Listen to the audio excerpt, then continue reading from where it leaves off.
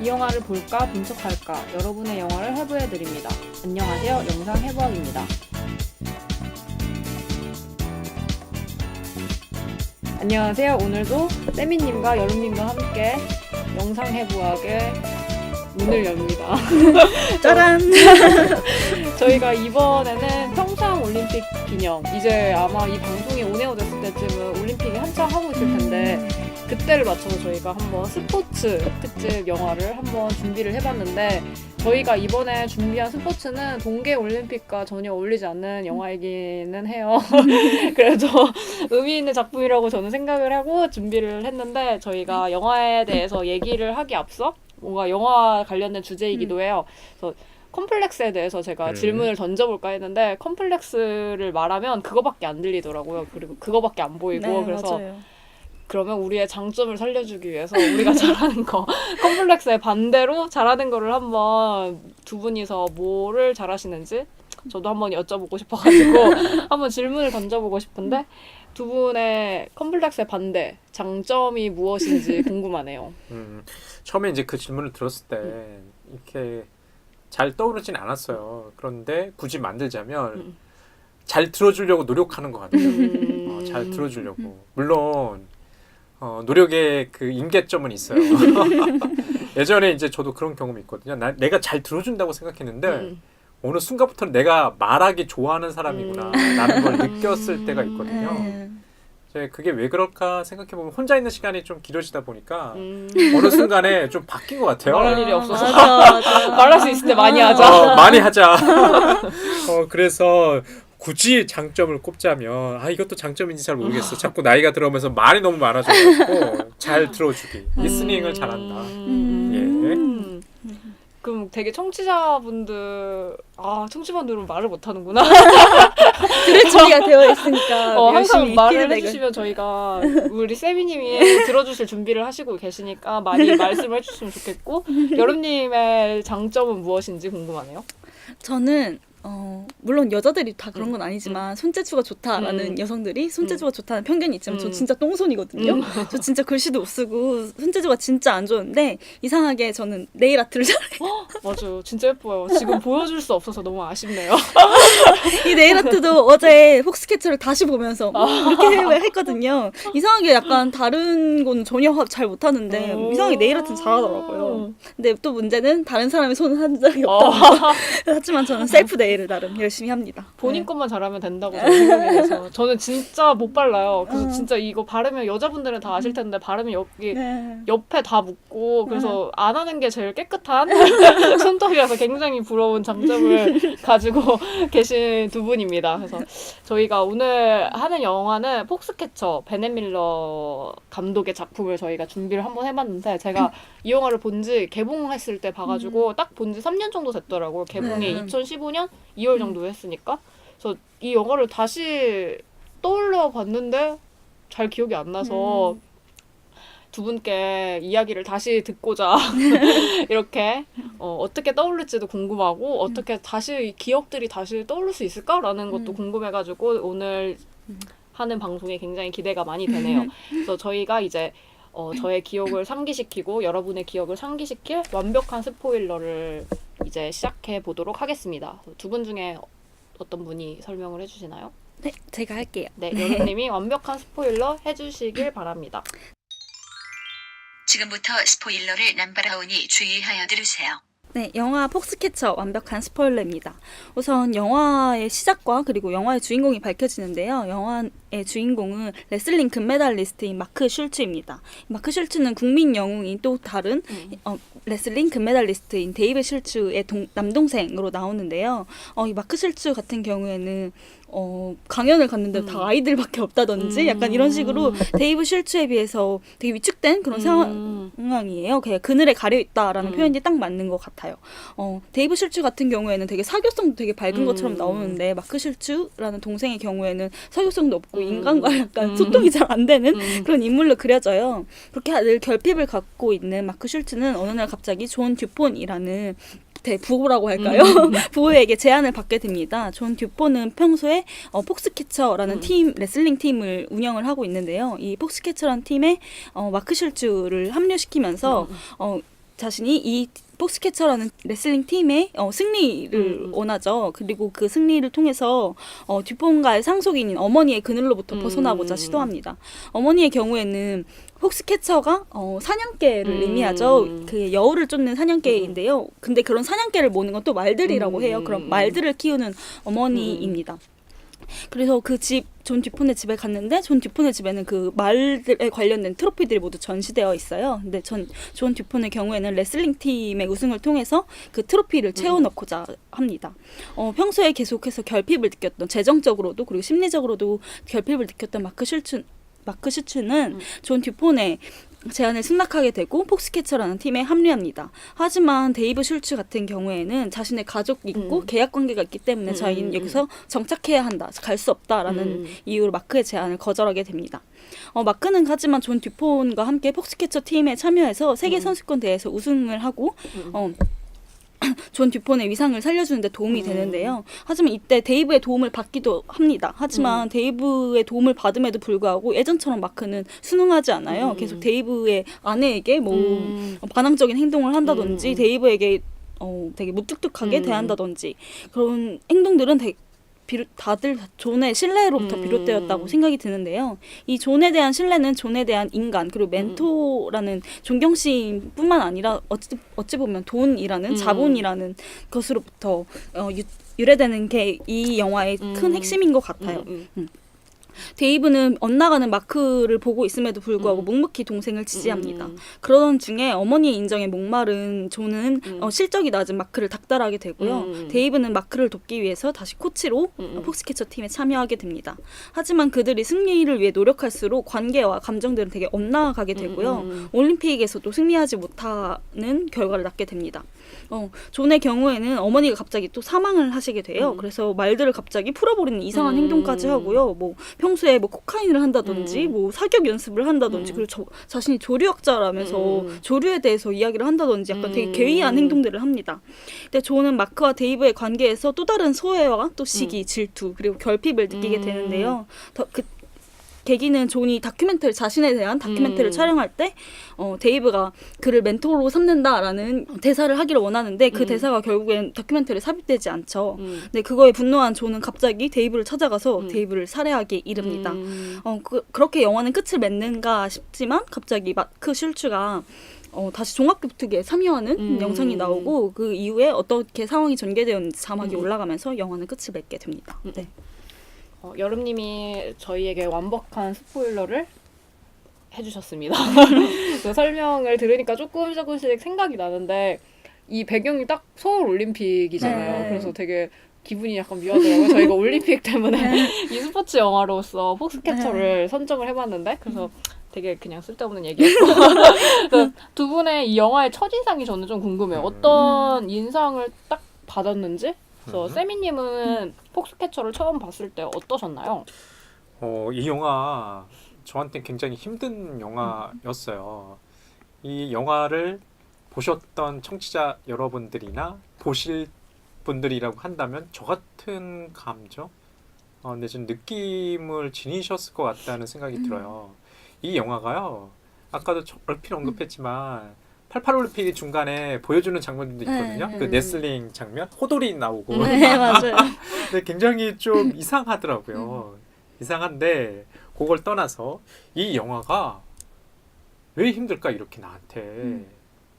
이게 실존 인물을 그렸기 때문에 그런가?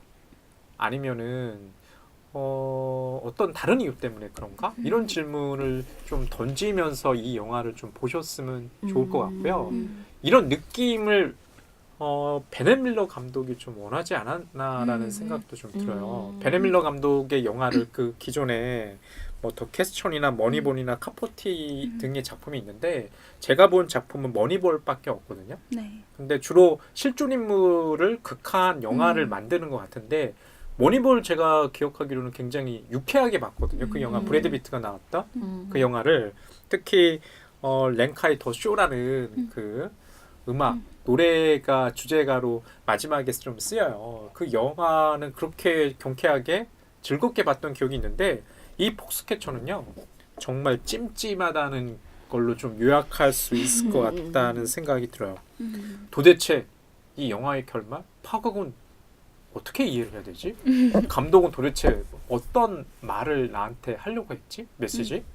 뭐 저는 딱 총평을 물어보시면 찜찜하다. 찜찜하다. 뭐가 좀 해결이 안 된 것 같은 느낌. 이 느낌은 어디서 올까? 그렇습니다. 여림님은 폭스캐쳐를 처음 봤을 때 어떤 느낌이나 어떤 감정을 느끼셨는지 궁금하네요. 저는 원래 이 영화를 늘 봐야지 하면서 우선순위에서 밀리는 그 영화 중에 첫 번째였거든요. 그래서 제가 이 영화를 추천한 것도 저의 사리사욕, 이 영화를 보긴 봐야 되는데 라는 생각으로 추천을 하긴 한 건데, 저는 이 영화에 대한 사전 정보가 전혀 없었는데 그냥 느낌상 그냥 제목만 들었을 때 폭스캐쳐 들었을 때 전 되게 경쾌하고 맞아. 영화를 생각했어요. 이상하게 그냥 폭스가 그런 느낌인 건지 그런 느낌인 줄 알았는데 그런 얘기가 아니어서 전혀 아니어서 너무 당황했고, 이 영화에서 폭스 그리고 폭스캐쳐 그리고 말 이렇게 세 개의 구도가 펼쳐지는데 그게 어찌됐든 다 시각적으로 등장하잖아요. 폭스캐쳐는 그냥 마크 슐츠와 같은 스포츠 선수, 레슬링 선수를 의미하고, 폭스는 그 트로피를 의미하고 또 말들이 직접적으로 등장을 하는데, 오히려 그게 이미지로는 등장을 하지만 그것이 이어지는 그 과정은 다 인간의 감정들을 막 이렇게 쪼개져 있어가지고 그거를 쫓아가면서 비밀을 밝혀야 하니까 눈앞에 보이는 표상과 그거의 의미를 찾아가는 과정이 다르기 때문에 좀 이 영화를 쫓아갈 때 되게 버거운 그런 느낌이 있으실 것 같아요. 많은 분들이, 저도 그랬던 것 같고. 근데 오히려 그래서 이 영화를 많은 사람들이 좋아하는 게 아닐까라는 생각이 들더라고요. 네. 저도 진짜 너무 기억이 안 나는데 이 영화의 스토리도 별로 생각이 안 나고, 심지어 저희가 이거 영화 뭐 할까 이런 얘기할 때 저는 이게 럭비였나? 약간 이렇게 생각을 했어요. 그러니까 스포츠 맞아. 되게 중요하잖아요. 이 레슬링이라는 게. 근데 그런 것도 다 잊혀질 만큼 잘 기억이 남지가 않았는데, 그래도 딱 남는 게 있으면 좀 어두컴컴한 그런 이미지? 약간, 그리고 그 스티븐 카렐이 이 영화를 계기로 조금 정극 연기에 대해서 인정을 많이 받기 시작해가지고 그런 연기? 이런 거밖에 기억이 잘 안 나가지고 그때 당시 봤을 때는 어떤 느낌이었지? 도대체 생각이 안 나는 거예요. 그래서 오히려 이 영화를 안 보고 나서 이렇게 두 분의 얘기를 들으면 되게 재밌을 것 같다는 생각이 많이 드는데, 또 두 분의 의견을 들으면서 조금 더 약간 좀 궁금해지는 듯한 느낌도 많이 드는 것 같아요. 왜냐면 세미님은 어떤 얘기를 하는지 잘 모르겠다 이러니까 그런 것도 되게 어떤 얘기를 하는지 궁극적으로 저희가 결론을 내릴 수 있을까? 약간 이런 의문이 들면서 그래서 되게 이번 시간 기대되는데 청취자 여러분들도 기대됐으면 좋겠다는 생각이 많이 드네요. 그래서 저희가 스포츠를 주제로 잡았기 때문에 스포츠라는 거를 얘기를 안 할 수가 없는데, 제가 그냥 이 영화를 찾아보면서 감독이 시네21에서 인터뷰를 한 게 있더라고요. 그래서 그냥 이 감독님도 실제로는 레슬링에 대해서 잘 알지를 못한대요. 근데 되게 그 스포츠를 보고 있으면 되게 원시적인 느낌이 든다라는 말을 하시더라고요. 그래서 저는 정확히 근데 스포츠가 뭐였는지 기억이 안 나기 때문에 별로 기억이 안 나가지고, 혹시 두 분이 이 영화 속에 나타나는 레슬링이 어떤 역할을 하는지, 그리고 어떤 이미지를 주는지 두 분이 혹시 대답해 줄 수 있는지 궁금하네요. 저는 좀 영화 관련해서 이 스포츠, 이게 레슬링이잖아요. 레슬링은 고대 올림픽 때부터 정식 종목이었죠. 정말 인간의 육체와 육체가 부딪히는 운동인데, 이 영화 속에서 존 두편의 어머니가 나오거든요. 어머니가 굉장히 아들의 이런 스포츠, 특히 레슬링에 대한 스포츠에 대한 관심을 굉장히 부정적으로 생각해요. 조속하다고 생각해요. 조속하다고. 우리 제이님께서 잠깐 언급하셨는데, 그 말과 관련된 경마는 굉장히 고결한 스포츠로 여기는데 레슬링은 천박하다고 생각을 했기 때문에 아들의 이런 폭스캐쳐라는 팀을 꾸리고 뭐 올림픽에 참여해서 뭐 결과물을 내는데 전혀 관심이 없어요. 그래서 어머니가 사망하자마자 이 영화 속에서 우리 스티브 카렐이 연기한 존 두편이 하는 행동, 마구간에 그 빗장을 다 열고 말을 갖다가 몰아내요. 어머니한테 해방됐다는 해방감을 그렇게 표현하나 싶었는데 뭐 그런 것도 아니죠. 결국에는 어머니의 죽음이 해방을 가져오기는커녕 이상한 형태의 그 파국으로 전개가 되거든요. 그래서 이 영화 속에서 보면은 실제로 마크 슐츠와 데이브 수츠를 연기한 그 두 배우가 정말 레슬링 선수처럼 보여요. 실제로도 이 영화의 그 비사를 찾아보면은 이 영화를 준비하기 위해서 훈련이 굉장히 고됐다고 하더라고요. 그 몸을 만들기 위해서 몸과 몸이 부딪히고요. 실제로 이 영화 속에서 두 배우가 정말 레슬링 선수처럼 보이고 내가 아는 그 배우 맞나? 라는 좀 의심까지 들 정도로 잘 녹아 들어가 있어요. 그런데 아까도 이제 그런 표현을 하셨던 것 같아요. 정당한 가치 내지는 사람들한테 좀 인정을 못 받아요. 올림픽 메달리스트잖아요. 금메달. 우리나라에서도 뭐 그렇긴 하지만 미국사에서도 그냥 좀 평가를 못 받고 이렇게 흘러가는 듯한 뭐 이런 것들이 좀 있는 것 같아요. 여름님이 봤을 때는 레슬링? 이 영화에서 어떤 느낌을 자아내는지 어떻게 생각하시는지 궁금해요. 저는 사실 레슬링 경기를 되게 관심 있게 보는 편은 아니었거든요. 예전에 우리나라에도 레슬링 약간 전성기 있었잖아요. 심건우 맞아, 선수 막 맞아. 있고. 근데 저는 전혀 그런 맨몸으로 하는 그런 경기를 많이 이렇게 본 기억은 없는데 그래도 그 레슬링의 이미지가 있잖아요. 저희가 생각하는 그런 이미지가 전혀 저는 완전 전복되는 듯한 느낌을 많이 받았어요. 이 영화를 보면서 저는 이 영화가 되게 가장 특이하고 그리고 이 영화가 되게 좋게 느껴졌고 압도됐다라는 느낌을 받았던 게 진짜 신체 언어가 영화 속에서 어떻게 활용되는지를 되게 많이 알았던 것 같아요. 처음에 이 영화에 대한 설명이 전혀 나오지 않는 상태에서 마크와 데이브가 연습 경기를 하게 됐는데 연습을 할 때 막 갑자기 마크가 되게 폭력적으로 막 갑자기 경기를 하면서 형인 데이브를 쳐가지고 막 코피도 막 흘리는 그런 장면이 나오거든요. 그래서 저는 되게 신체 언어를 통해서 이 둘의 관계가 모든 게 설명이 된다는 게 되게 새롭고 그리고 저희가 그런 맨몸 경기, 스포츠 경기를 보더라도 클로즈업해서 보는 게 아니라 전경만을 보잖아요. 근데 이 영화 같은 경우는 굉장히 클로즈업을 해서 신체 언어를 사용하는데 그때 얼굴이 어떤 표정을 짓고 있는지를 막 이렇게 보여주더라고요. 그래서 이 신체 언어가 어떻게 우리에게 다른 진짜 그냥 신체와 신체가 맞닿는 게 아닌데 영화를 볼 때 그게 저희한테 어떻게 전달될 수 있는가 그 영화에서 어떻게 효과를 발휘할 수 있는가를 고민할 수 있게 한다는 점에서 저는 이게 영화적으로 되게 훌륭한 연출이 아니었나라는 생각이 많이 들었던 것 같아요. 갑자기 이제 레슬링 하니까 생각나는 게 있는데요. 여기도 좋은 두 편이 두퐁이라는 그 회사죠. 아마 여러분들 잘 아실 것 같아요. 그냥 한 번 정도 들어본 회사죠. 두폰사, 미국의 두폰사 하면 굉장히 거대 대기업이니까.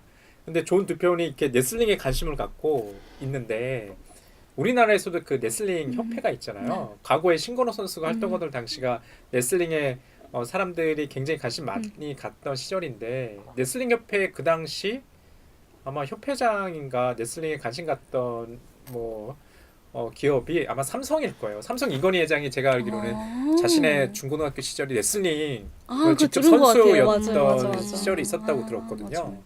근데 참 신기하죠. 우리가 보통 대기업이나 이런 회장들은 잘 안 할 것 같은데 이상하게 어떤 이런 육체적인 것에 이끌리고 있다는 게 좀 묘한 것 같아요. 굉장히 육체라는 원초적이면서 원시적인 아까 원시적이라는 표현을 쓰였다고 하는데 감독이 좀 그런 것도 좀 흥미로운 것 같아요. 그래서 되게 그런 얘기도 하셨었어요. 그 인터뷰에서 되게 몸 같은 게 많이 이렇게 접촉이 있으니까 그들 사이에 되게 결속력이라고 해야 되나? 그런 게 되게 있다고 그래서 그런 게 되게 레슬링이 스포츠로서 되게 흥미롭다 이런 식으로 인터뷰를 하셨더라고요. 그래서 되게 저는 기억이 잘 안 나는데 여름님이나 세민이 말을 들어보니까 되게 몸의 부각이 이 영화에서 되게 중요하다는 생각이 많이 들어가지고 그러면 대사가 별로 없나요? 이 영화에서? 제가 느끼기엔 많은 영화는 아니었던 것 같은데 배경음악도 거의 없고요. 그러고 보면은 이 영화 속에서 보면 그 나오는 캐릭터들의 그 신체적인 외형이라고 해야 될까요? 물론 레슬링 선수로 나오는 마크 슐츠와 데이비 슐츠의 그 연기한 체닝 테이텀이나 마크 러팔로의 그런 근육질 몸은 좀 전시된다는 느낌이 있고요. 거의 상대적으로 스티브 카레 굉장히 왜소한 노인처럼 보여요. 이렇게 꾸부정한 그 몸짓에 직접 본인이 레슬링 코치인 양 선수들을 지도하는 이런 장면들이 나오는데 그게 굉장히 어색하면서도 제가 오글거리더라고요. 그 장면들에서 마치 그 현장에 있는 것 같아요. 그 너무 적막하잖아요. 적막한 그 긴장 속에서 직접 뭐 그 장면을 씌워나죠. 근데 거기 안에 있는 그 인물들도 굉장히 어색해하고 저 사람이 우리의 스폰서니까 맞춰줘야 되는데 기분을 그 기분을 맞춰주다가도 피식피식 웃음이 나오는 것 같은 마치 그 장면을 보고 있는 우리들도 관객도 정말 피식피식 웃음이 나오는데 정말 좀 못 볼 장면 있던 그런 게 이제 기억이 있는 것 같아요. 그런 장면들이 어떻게 또 연출이 됐는지 궁금해요. 그러니까 좀 몸은 부각이 되는데 또 말은 없고 약간 이런 방법을 어떻게 이 감독이나 뭐 이 영화에서 어떻게 표현이 되는지 약간 그런 부분들에서 말씀해 주실 게 있는지. 저 같은 경우에는 되게 인상 깊었던 대사가 있는데 대사가 많진 않지만 되게 기억에 뇌리에 남을 만한 대사들은 거의 다 존 듀폰이 하거든요. 그래서 전 이 영화의 주인공이 존 듀폰이라고 생각을 하는데 그때 뭐 어머니에 대한 비난이라고 할까요? 되게 조롱하듯이 이야기를 해요. 근데 어머니 앞에서 하는 건 아니지만 근데 승마를 하잖아요. 승마를 하는데 승마하는 인간은 그냥 말 위에 앉아 있을 뿐이지 않냐? 약간 이런 식으로 이야기를 하거든요. 그래서 저는 그 대사가 되게 인상 깊었던 게 그 아까 말씀하신 레슬링 시연하는 그 장면이랑 이어지는 거예요. 그 대사에서는 그냥 이게 그냥 승마라는 종목을 안 좋아하는구나라고 생각을 했는데 나중에는 자기가 맨몸을 이용해서 그걸 극복하려고 어머니한테 보여주려고 하는 거거든요. 그래서 그렇게 시도를 하는데 어머니가 중간에 나가버리고 그 사람도 시연을 멈추고 되게 허탈한 표정을 지어요. 되게 민망하거든요. 그 상황이. 근데 그리고 나서 또 어머니가 사망하자마자 말들을 다 풀어놔서 버리는 게 어머니에 대한 해방처럼 느껴진다는 이유가 자기는 누군가 그러니까 어머니 위에 올라서서 늘 이렇게 걸었는데 진짜 어머니가 아니라 난 맨몸으로 부딪힐 거야. 약간 이런 저는 결심처럼 보였거든요. 근데 그런 결심이 약간 엇나가면서 파국으로 치닫게 되는 거긴 한데 저는 그렇게 짧은 대사와 나중에 한참 뒤에 등장하는 장면들의 상황 설정과 이렇게 연결이 되는 영화가 아닌가? 하는 생각이 많이 들었던 것 같아요. 말씀하시니까 좀 장면이 막 생각나요. 그 훈련하는 공간 같은 거나 그 말 풀어주는 장면 같은 게 진짜 기억 못하는 줄 알았는데 조금씩 떠오르는 것 같아서 되게 신기하다는 생각이 많이 드네요. 근데 저는 이 영화 봤을 때 조금 그러니까 그 당시에 봤을 때는 스티븐 카렐의 연기가 되게 놀랍다라는 생각이 드는데 지금 와서 다시 그 영화를 떠올리면 채닝 테이텀의 연기가 갑자기 많이 가끔씩 생각나거든요. 되게 저는 좀 바보같이 나온다고 해야 되나? 그 초점이 없는. 그래가지고 아까 여름님은 이 영화의 주인공이 존 듀폰이라고 생각을 하신다고 하셨는데 세미님도 그렇게 생각을 하시는지? 그러니까 이 영화에서 영화를 보시고 나면 청취자 여러분도 그렇게 느끼실 것 같아요. 가장 각인된 인물이 누구냐라고 하면 분명히 존 듀폰을 연기한 스티븐 카렐이거든요. 하지만 지금 제이님께서 말씀하셨던 것처럼 채닝 테이텀이 굉장히 많은 비중을 차지함에도 불구하고 묻히는 느낌이 있어요. 제가 어디 이 영화에 대한 그 댓글을 보니까 스티브 카렐이 너무나 빛을 나기 때문에 그 빛에 채닝 테이텀의 연기가 묻혔다. 아쉽다라는 평가가 있더라고요. 왜냐하면 채닝 테이텀은 이 영화를 갖다가 어떻게 보면 주인공이자 관찰자이기도 하거든요. 그리고 마크 러팔로가 연기하는 이제 자신의 형인 이제 데이브 술추를 어떻게 보면 파국으로 이끌어간 계기나 동기를 마련한 인물은 채닝 테이텀이 연기한 마크 슐추처럼 보여요. 근데 묘한 것들이 있는 것 같아요. 아까도 얼핏 여러분께서 말씀하셨는데 슐추 형제는 그냥 형제가 아니에요. 아버지와 아들의 관계처럼 보이고요. 또 유사한 아버지와 아들의 관계가 마크 슐추와 존 듀폰의 그런 관계처럼 보이거든요. 그러니까 일종의 그런 것처럼 보여요. 둘 다 아버지는 아닌데 진정한 아버지가 있고 가짜 아버지가 있는데 가짜 아버지가 진짜 아버지를 쏴 죽인? 너 왜 나를 갖다가 내가 아버지의 역할을 담당하려고 했는데 너 때문에 내가 아버지 역할을 충실히 담당하지 못했으니까 너를 죽일 수밖에 없어. 뭐 이것처럼 보이거든요. 그래서 이 채닝 테이텀이 연기한 마크 슐추가 굉장히 중요한 인물이거든요. 이 인물이 형의 후광에 가려서 본인도 올림픽 메달리스트거든요. 금메달리스트. 그런데 형 대신 참여한 그 강연 저도 아직도 기억나요. 그 초반에 나오잖아요. 애들이 초등학생 애들이 그냥 맹하게 이렇게 보고 있어요.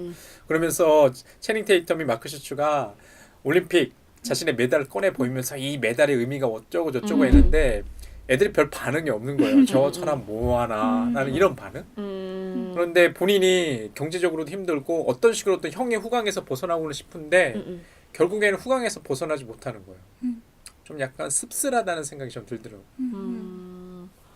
되게 결핍으로 저희가 시작을 하긴 했는데 되게 결핍되어 있는 인물들이 많다는 생각이 들면서도 동시에 마크는 왜 그렇게까지 됐지라는 생각이 드는 게 왜냐면 데이브가 조금 나름 든든한 후원자라고 해야 되나? 정신적인 후원자인 것 같은데 왜 그렇게 됐지? 라는 생각이 좀 드는 것 같아. 그러니까 아버지 역할을 하신다고도 말씀을 하시니까 그래서 좀 안타깝다. 결국엔 죽은 거는 데이브긴 하지만 좀 그런 생각이 많이 드는 것 같네요. 그러면 이 감독이 그런 얘기를 했다고 하더라고요. 경험할 수 없는 운동선수들에서 대해서 이렇게 뭐 이렇다 저렇다 말하고 싶지 않아서 되게 관찰하는 방법을 택하고 싶었다라는 얘기를 인터뷰를 보니까 그렇게 했다는데 아까 말씀 들어본 거 보니까 되게 관찰이라는 표현도 쓰셨고 뭔가 대사도 없다고 그리고 마치 그 공간에 우리가 있는 것처럼 되게 어색했다 이런 얘기를 하셔가지고 되게 카메라라든지 아니면 감독이라든지 영화 속에서 어떤 역할을 하고 있는지에 대해서 혹시 두 분이서 해주실 말씀이 있으신지. 저는 이 영화의 카메라의 위치 그리고 감독의 위치 자체가 되게 관찰자에 있는 건 확실하거든요. 뭔가 개입하지 않는다는 느낌을 많이 받았어요. 근데 이런 다른 예전에 비슷한 느낌의 관찰자로서의 감독이 위치하는 영화를 봤을 땐 그 상황 외부에 있다라는 외부에서 관찰하고자 한다라는 느낌을 많이 받았다면 이 영화는 관찰자가 어떻게 영화에 개입할 수 있는가에 대해서 저는 좀 고민을 많이 하게 됐던 영화인 것 같아요. 그래서 이 사실 이런 파국 상황이나 이 존 듀폰이 저지른 되게 괴이한 짓들이 되게 많은데 그런 짓들에 대해서 되게 극적으로 표현하지 않고 그 공간에 그냥 이렇게 관객들을 초대하는 듯한 그런 느낌을 많이 받았어요. 그래서 저는 이 영화가 불편한 이유가 그거였던 것 같아요. 나는 거기 진짜 가고 싶지 않은데 자꾸 저를 억지로 끌어들이는 듯한 그런 느낌을 많이 받아가지고 저는 이 감독의 역량이 되게 대단하다라는 생각을 많이 했던 것 같아요. 보면서. 저는 생각나는 장면들이 있어요. 지금 촬영상의 기법이라든지 좀 기억할 만한 씬이 의외로 저는 좀 엉뚱한데 이 영화 속에서 보면 존 듀폰의 가문이죠. 듀폰가를 설명하는 다큐멘터리도 삽입이 돼 있어요. 뭐 실제 다큐멘터리인지 잘 모르겠는데 처음에 그 아까 마크 슐츠가 존 듀폰의 그 집을 방문했을 때 이것저것 책도 주며 이 다큐멘터리도 보라고 그러고 하는데 그 복도에 이 듀폰가 가문의 뭐 선조라고 해야죠. 조상들의 초상화가 다 걸려 있어요. 진짜 찝찝해요. 네, 그 복도의 초상화가 다 시선이 다 쳐다보고 있어요. 누군가를. 그래서 이 영화를 보면은요. 누군가 이 영화 속의 인물들뿐만 아니라 관객도 쳐다본다는 그런 느낌들이 있어요. 좀 째려본다는 느낌? 네, 그리고 그런 것도 마크가 있어요. 불편해하거든요. 예. 소변을 보면서 초상화가 뒤에 비치니까. 그래서 굉장히 그 분위기에 압도되는 것들이 있어요. 이 집안에 사람도 별로 없어요. 그리고 존 듀폰이 결혼했는지 안 했는지 모르겠지만 뭐 가족들이 없어요. 고작 어머니와 그 다음에 자기 자식, 그 다음에 무슨 뭐 변호사 아니면은 뭐 시중을 드는 뭐 집사 정도만 모습들이 있지 사람들이 없는 거예요. 그 넓은 저택에. 그러니까 그 저택을 갖다가 채우고 있는 것들은 그 초상화의 그 눈빛, 째려봄, 시선들. 야, 너 잘하지 않으면 큰일 나라고 마치 혼내는 듯한 이런 느낌. 그 장면들이 씬들이 저는 좀 기억이 남는 것 같아요. 이 영화 속에서. 그리고 막 말로만 들었을 때는 저택 막 그런 얘기하면 되게 반짝반짝하고 화려할 것 같은데 저도 딱 떠오르는 이미지들이 마치 비온 후의 모습? 축축해 보이는 약간 그런 느낌이 떠올라가지고 되게 안 보신 분들은 좀 상상하기 어려울 것 같은 느낌이 들기도 하는 것 같아요. 맞아요. 근데 이 영화에서 존 듀폰이 결국에는 비극이라고 해야 되나? 뭐 비극이겠죠. 비극에 도달하게 되는데 두 분은 존 듀폰을 영화를 보면서 이해하셨나요? 그러니까 이 사람의 이상한 행동, 이상행동에 대해서 이 사람이 왜 결핍됐는지 약간 그런 거에 대해서 좀 납득이 가셨는지? 그게 저는 사실은 다 어머니의 관계를 통해서만 몇 번 다 설명이 되는 것 같아서 전 부족하다라고 느끼기는 했는데 우선 여기서 저는 중요한 건 마크와 데이브의 그 형제도 부모가 부재한 상태에서 데이브가 아버지의 역할을 대신 수행을 했고 그리고 존의 경우에도 어머니만 부각했지 아버지의 존재에 대해서 나오지 않거든요. 아버지가 어떻게 죽었는지 무슨 일이 있었고 가정 상황이 어땠는지 전혀 나오지가 않아요. 그리고 또 데이브만이 자신의 아내가 있고 부양해야 될 아이들이 자녀들이 있는데 되게 화목한 모습이 많이 그려지거든요. 그래서 저는 이 결핍이 어머니로 인한 것이긴 하지만 뭔가 아버지에 관련된 뭔 다른 비밀이 있는 것처럼 약간 스릴러 형식으로 좀 그려지고 있다고 생각을 했어요. 그리고 또 마지막에 데이브를 죽이는 장면에서도 존이 찾아가는데 그때 막 주말에는 가족들이랑 쉬어야 된다고 이렇게 하면서 아이들이랑 막 이렇게 노는 모습이 나오거든요. 그걸 보면서 그냥 멍하니 이렇게 존이 쳐다보고 있는데 그게 다큐멘터리 자신이 완성한 다큐멘터리를 보고 마음에 들지 않아서 그 분노로 찾아간 거긴 하지만 뭔가 그 살인의 촉매가 되는 게 그런 화목한 가정의 아버지로서의 역할이 두드러진다라는 생각이 많이 들더라고요. 그래서 저는 이게 어머니가 죽었지만 그 이후에 뭔가 북친 살해를 하는 오히려 아버지가 콤플렉스였던 건 아닐까라는 생각이 많이 들어가지고 그게 저는 오히려 더 찝찝했던 것 같아요. 마지막에 그 데이브가 화목했던 그 모습과 실제로 아내가 그걸 직접 목격하거든요. 살해 현장을. 근데 실화로도 그랬다고 하더라고요. 그래서 그런 가족 인류의 가족들과의 애정? 그게 되게 이 영화에서 보여지지 않는 비밀 중에 하나가 아닐까라는 생각을 했던 것 같아요. 지금 제가 맨 서두에 그런 얘기 드렸잖아요. 이 영화가 굉장히 분위기가 우울하고 잘 이해가 되지 않는 관객들이 보면 이 청취자 여러분들도 이 영화를 보면 굉장히 힘들 것 같다는 생각이 들어요. 단순히 러닝타임이 뭐 한 2시간 정도 돼서 뭐 이야기가 재미없어서 이런 차원이 아니라요. 도대체 이 인물들 간의 감정, 특히 존 두편이 왜 저랬을까라는 질문에 수긍이 잘 안 가요. 그 행동에 대해서. 실제로 그 존 두편 같은 경우는 이 살인 사건 때문에 종신형을 선고받고 감옥에서 죽었다고 하더라고요. 근데 이 행동에 대한 원인은 그냥 정신 이상으로 이렇게 판정이 됐대요. 정신 이상으로. 자기가 왜 죽였는지도 설명을 안 했다고 하더라고요. 판결을 받을 때도. 실제로 좀 이상해요. 이상한데 이 영화 속에서 감독이 그리고자 했던 그 원인은 아까 결핍이라는 그 표현을 하셨잖아요. 우리 제이님께서. 그게 좀 맞긴 맞아요. 존 두표는 어머니 사이에서의 그런 결핍, 뭐 아까 우리 연우님께서는 아버지의 어떤 부재, 마찬가지로 마크 슐츠와 슐츠 형제가 어릴 때부터 아버지 어머니를 잃고서 어떻게 보면은 데이브 슐츠가 마크 슐츠 동생을 갖다가 이렇게 리더로서 이제 좀 멘토로서 이렇게 이끌어 준 거거든요. 근데 마크 슐츠는 굉장히 안정돼 보여요.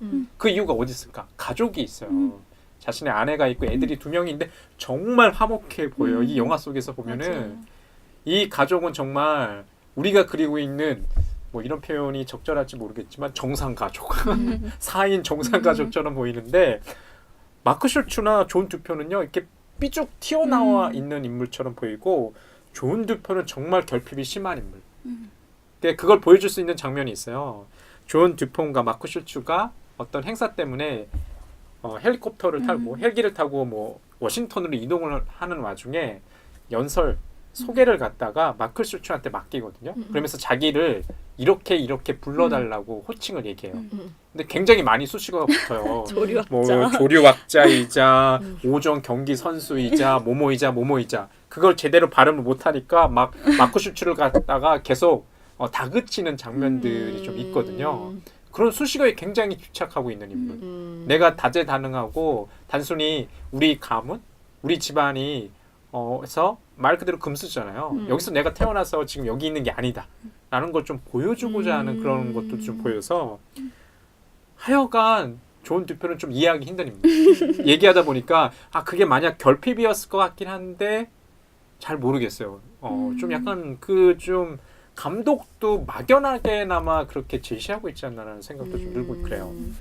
저는 아까 아버지 얘기하면서 생각한 건데 저는 이 영화가 되게 영웅주의를 꼬집고 있는 영화일 수도 있다라는 생각을 많이 했던 것 같아요. 그게 아까 말한 아버지란 존재도 되게 가정의 영웅처럼 이렇게 그려지는 상황과 또 자본도 마찬가지고 여기서 계속 멘토라는 걸 강조하는 존도 마찬가지고 그런 미국에서 되게 영웅주의 되게 심하잖아요. 그리고 저는 그 데이브를 맡은 배우도 헐크잖아요. 저는 그게 되게 상징성이 나름 있지 않을까라는 생각도 많이 했거든요. 물론 원래 레슬링 하신 배우이긴 하지만 저는 그런 영웅주의가 되게 파괴되는 모습을 보여주면서 오히려 진짜 그냥 인간 군상, 그냥 아버지인 데이브가 아니고 뭐 아버지가 없는 좋은 일이 아니라 그냥 인간의 군상을 보여주기 위해서 영웅주의를 되게 다양한 방식으로 파괴하고 있는 게 아닐까라는 생각을 되게 많이 했던 것 같아요. 되게 두 분의 말씀을 들으니까 세 사람 데이브, 마크, 존 듀폰이 진짜 얽히고 설킨 그러니까 서로 뗄래야 뗄 수 없는 어떻게 보면 약간 그렇게 좀 맺어진 인연인 것 같아가지고 좀 뭐랄까 기분이 좀 이상한 것 같아요. 그러니까 얘기만 들어도 왜냐면 결국에는 누군가가 누구를 죽이고 또 누군가가 죽이니까 또 누구는 또 되게 슬플 수밖에 없는 상황이 되는 게 좀 되게 이상한 것 같아요. 맞아요. 되게 얽히고 얽힌 약간 이런 게 좀 뗄래야 뗄 수 없는 이들의 모습을 보여주는 것 같아가지고 좀 이 영화가 힘들 수밖에 없다. 약간 이런 생각이 많이 드는 것 같은데 되게 존 듀폰이 왜 이렇게까지 이상할까 좀 안타까운 마음도 되게 많이 들어요. 그러니까 결론은 결국에는 이 사람은 범죄자고 나쁜 사람이긴 한데 어떻게 보면 되게 부유한 집안에 진짜 말도 안 되는 금수저임에도 불구하고 이 사람을 왜 이렇게까지 만들었을까라는 것도 궁금하고 그리고 또 아버지의 부재를 말씀하시긴 했는데 왜 감독은 그거를 굳이 보여주지 않았을까? 약간 이런 것도 좀 궁금해가지고 이 영화가 조금씩 떠오르지만 다시 봐야겠다라는 생각이 드는 것 같은데 그러니까 이 영화가 저는 씁쓸하다고 얘기했는데 물론 존 듀폰의 그런 몰락 또 뭐 씁쓸할 수 있는데 더 애착이 가는 인물 캐릭터는 마크 슐츠라는 아까 동생 역할로 나왔던 그 역할이에요. 그게 마지막에 아까도 여러분께서 서두에 완벽한 스포일러의 이야기 중에 마지막 부분 있잖아요. 왜 감독이 저 장면을 굳이 저기 삽입했을까?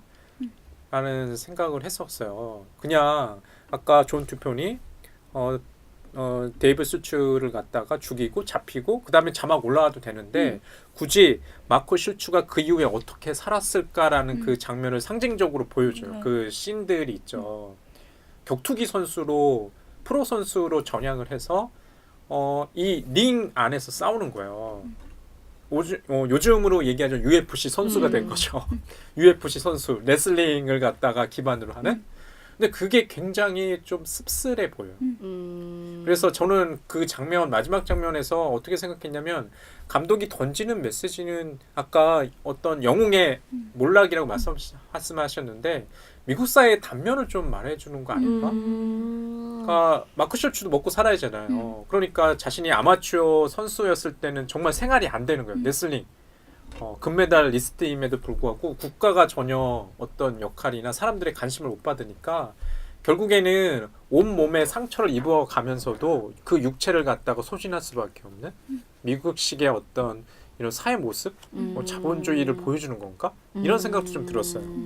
저도 그렇게 생각했던 게 존의 경우에 데이브를 죽이잖아요. 근데 사실은 그렇게 돈도 많고 되게 그렇게 권력이 있는 사람이면 데이브를 죽이고 싶으면 얼마든지 몰래 죽일 수 있는 방법이 있잖아요. 사실 청부업자를 공격하든지 있는데 그냥 가족 앞에서 그냥 자기가 죽이거든요. 그리고 잡혀갈 때도 그냥 순순히 잡혀가더라고요. 그래서 저는 존이 그래서 더 이해가 갔던 게 존이 진짜 말을 풀어준 것처럼 자신이 그냥 이런 자본의 굴레와 그런 데서 권력자의 위치를 하고 있지만 그냥 여기서 벗어나고 싶은 사람같이 되게 느껴지는 거예요. 나중에 살해를 하고 나서 법정에서도 자기가 죽인 이유를 명확히 설명하지 않고 그냥 죽였다 계속 이런 식으로 얘기를 했을 때 그건 진짜 자기가 그냥 그 상황에서 되게 벗어나고 싶었던 것 같아요. 자기의 해방구를 그렇게 잘못된 방식으로 찾았다라는 느낌이 많이 들더라고요. 그래서 오히려 자기가 자본의 그 굴레에서 벗어나기 위해서 자신은 살해를 했고 그것에 의해서 마크는 되게 비극적인 상황에 처하긴 했지만 나중에 그 종합격투기도 또 자본에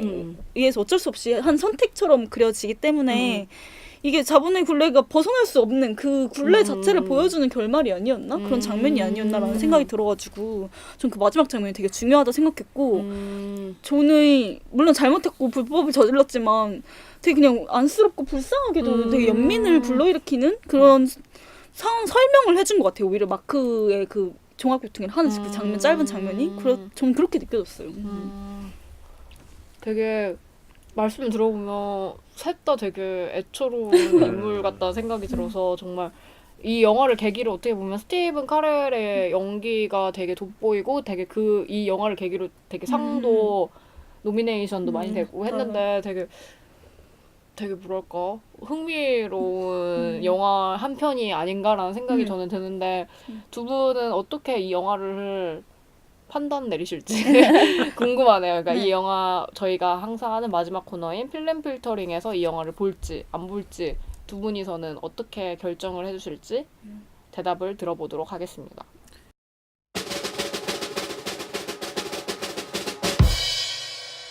예, 저부터 할까요?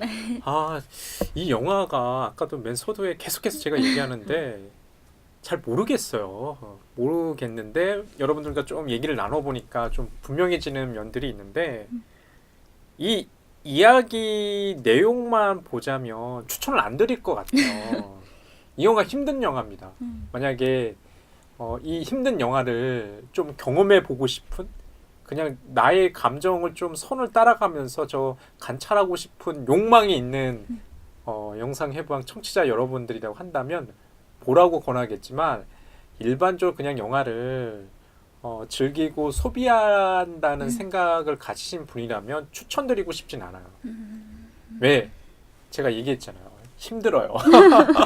힘들고 정말 좀 진지하게 봐야 될 좀 것들이 있는 것 같아요.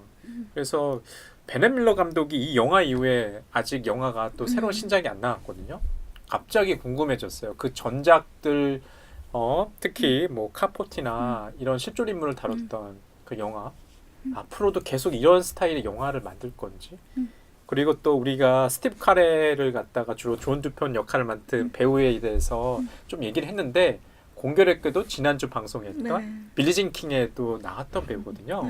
두 배우가 아니죠. 하나의 배우인데 두 인물을 연기하는데 전혀 다른 사람처럼 보인다는 거. 스티브 카렐의 연기력을 보고 싶으면 볼 수도 있는 작품. 그것도 좀 흥미로운 지점일 것 같네요.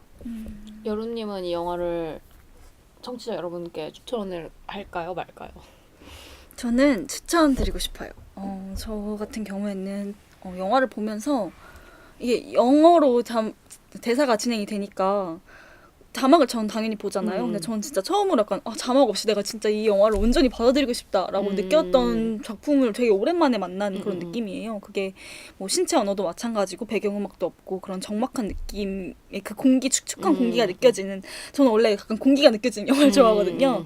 그런 느낌의 영화여서 조금 추천을 드리고 싶기도 하고, 그리고 또 저는 여기서 아까 좀 초반에도 말을 했는데 폭스캐쳐 그리고 말이라는 그 세 구도가 되게 중요하다 생각했는데, 여기서 제목은 폭스캐쳐지만 결국엔 폭스는 무엇인가가 되게 중요한 것 같아요. 결국엔 잡고자 하는 건 폭스니까요.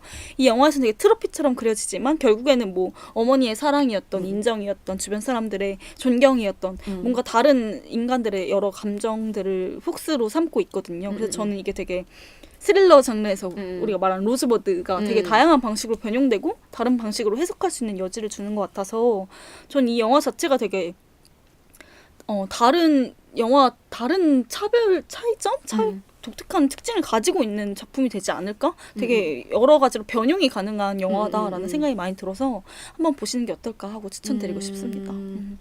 세미님은 이 영화를 추천 안 하시고 여러님은 추천하시는 이런 엇갈린 의견을 받아들이게 되었는데 청취자분들은 어떻게 할지 궁금하네요. 네. 제가 이 영화에 대해서 찾아보다가 되게 흥미로웠던 것 중에 하나가 이 감독이 영화를 영화하게 된 계기가 특이하더라고요.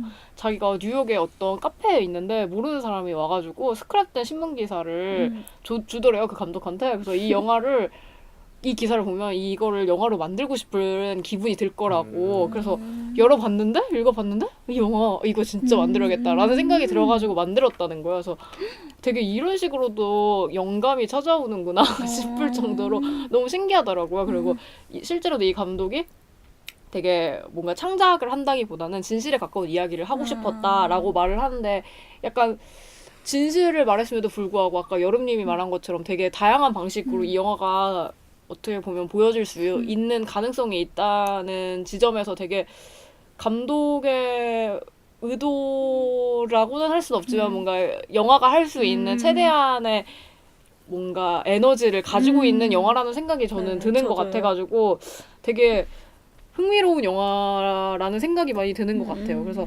청취자 여러분, 물론 세미님은 영화를 추천하시지 않긴 했지만 그래도 청취자 여러분들이 이 저희의 얘기를 듣고 그래도 저는 그래도 호기심을 가지면 좋겠다라는 생각이 저는 항상 들거든요. 저도 비추천을 날릴 때도 있긴 하지만 그럼에도 불구하고 그래도 호기심을 가지셨으면 좋겠다는 생각이 들어가지고 그래서 저희 항상 폭스캐쳐처럼 되게 좋은 영화 저희도 보고 싶고 같이 얘기하고 싶으니까 많은 분들이 댓글이나 이메일 혹은 트위터로 메시지로 같이 하고 싶은 얘기 많이 남겨주셨으면 좋겠고요. 저희 이렇게 오늘 평창올림픽, 평화올림픽을 기념하며 이렇게 스포츠 관련된 영화 두 번째 시간을 가져봤고 다음 시간에는 어떤 스포츠 영화를 가져올지 기대를 해주시면서 저희 이만 물러가겠습니다. 감사합니다. 안녕히 계세요.